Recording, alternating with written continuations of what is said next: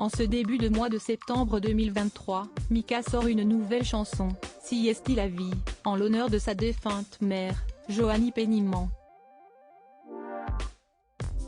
L'artiste et ancien mentor de The Voice a ainsi partagé sa difficile expérience du deuil lors d'une interview avec RTL, ce lundi 4 septembre 2023. Chaque artiste trouve sa propre manière de traiter la douleur et le deuil.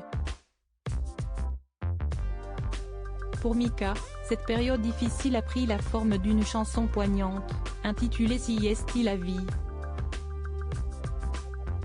Dévoilé en ce début de mois, le single totalement en français fait partie du nouvel album du chanteur franco-libanais. Une chanson pop très rythmée et joyeuse, où il évoque notamment le temps qui passe. Mais en réalité, elle est bien plus triste qu'il n'y paraît lorsqu'on écoute le rythme. Il y parle de son âge, de la mort, et de la perte d'un être cher. Ainsi, lors d'une interview sur RTL ce lundi 4 septembre, Mika a ainsi abordé la mort de sa mère, Joanie Péniman, décédée en février 2021 d'un glioblastome très agressif au cerveau.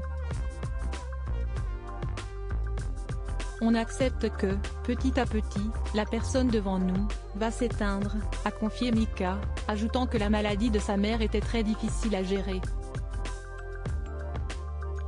La musique comme refuge. L'impact de la perte de sa maman, Joanie Péniman, fut dévastatrice pour Mika. Non seulement Si Esti, celle qui lui a donné la vie, est élevée, mais en plus de cela, ils sont restés très proches. Elle a joué un rôle crucial dans sa carrière artistique, toujours présente pour lui, et a même été l'habilleuse du chanteur de 40 ans. En 2019, dans une démarche plutôt controversée au sein de sa propre famille, Mika avait même inclus la voix de sa mère dans la chanson Tiny Love reprise, enregistrée après l'une des premières opérations sur son cerveau. J'avais cette urgence totale de capter le lien que j'avais avec elle.